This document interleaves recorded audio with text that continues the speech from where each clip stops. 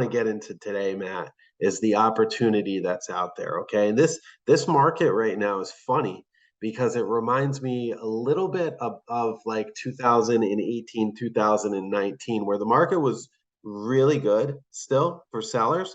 But as a buyer, you could go out there and get a home reasonably, right? You could go out there, you wouldn't have to bid against so many other buyers. Once in a while, there was bid war type of situation. First and foremost, what I think you should know is it's not about the price of the home or the mortgage rates. It's about the monthly nut, and it's about what you're able to afford and what you need at the time you need it. Sometimes people are fixated on the bigger number, which is the price of the house. Like, no, I can't pay 300 for that house, Yeah. or I'm not going to go over 500, or I'm not going to go over 400.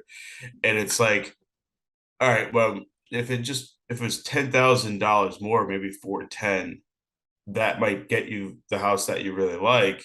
And that's not a big change in your payment. It's only a couple of bucks a month because it's 10,000 divided over 360 payments.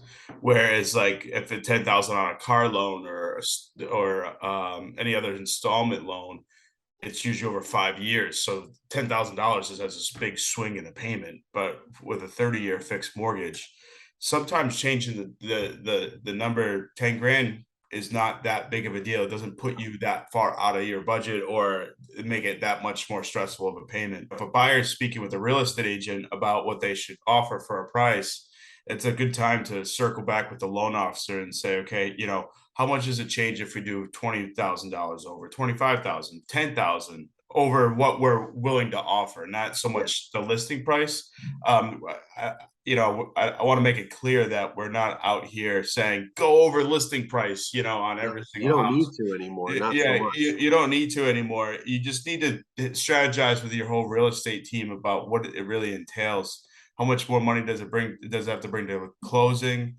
How much does it change the payment? And have that full discussion on it, because there's no reason why, especially in this market, as buyers should be losing out on houses that they really like, because it is changing and it's not as competitive as it was in the Not past. at all. Not at all. According to Keeping Current Matters, it's a fantastic real estate site with a lot of statistics and whatnot. This article that came out in August of this year had a graph in it, which I really like, Matt. And the average home was getting about 6 offers. That's the average home was getting 6 offers at one time.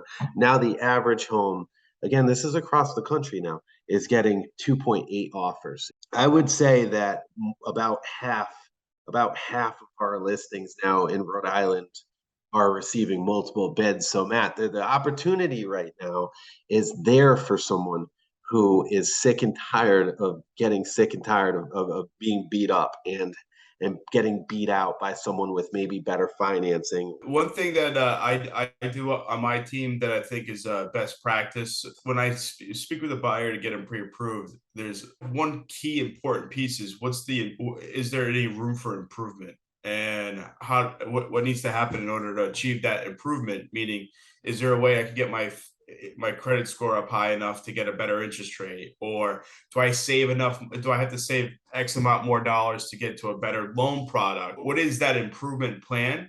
And start, I mean, does just because you don't, you're not A plus at the moment doesn't mean that you can't begin to start shopping with your real estate agent. If you're pre-approved, you're pre-approved.